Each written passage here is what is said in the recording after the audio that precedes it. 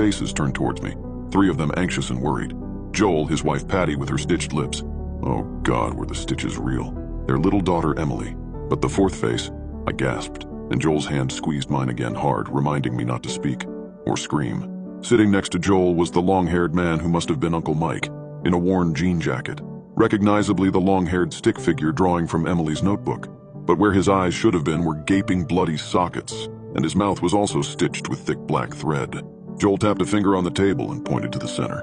For the first time I saw the words etched into the wood. Speak and be silenced. Look and be blinded. Leave and be bound. When the last chair is filled, you will be free. My gaze lifted again to Uncle Mike and then passed across the faces of the other three, looking at me with anguish. I bolted upright, but Joel seized me, shaking his head fiercely. He jabbed a finger at Emily. At first I thought he was saying, "Don't you dare abandon my daughter." But then I realized he was pointing at her hands. She had not reached to pick up her sloth, despite having looked longingly toward it. Then I saw the little girl's frightened eyes drift from me to her hands, her hand holding her mother's, and her other hand on the table. They weren't holding hands. Their hands were nailed to the table. Joel squeezed my arm again and mouthed the words, "Leave and be bound." All the air left my lungs. I collapsed back into my seat. The wheels of my mind ground to a halt with panic. Impossible, was all I kept thinking.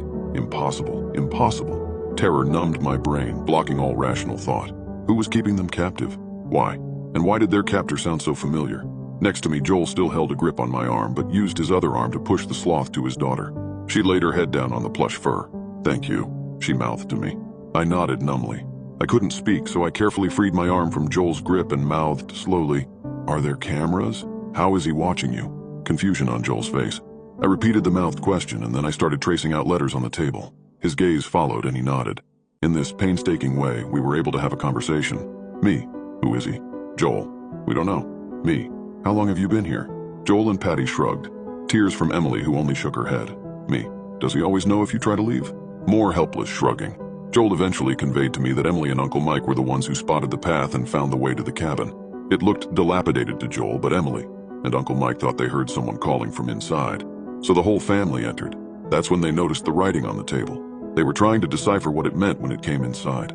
Uncle Mike had looked, and it had taken his eyes while he screamed at everyone else to run. Patty took Emily one way while Joel ran the other. Joel tried to lead their pursuer off, but he got lost in the woods. Patty and Emily somehow got turned around while fleeing and wound up back at the cabin with it on their heels. They tried to hide inside and barricade the door, but it forced the door open.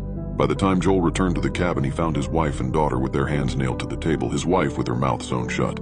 Now he traced out his message on the table with his finger while mouthing the words, "Joel, I can't leave them." I pointed to myself and mouthed words as I traced back. "You don't have to."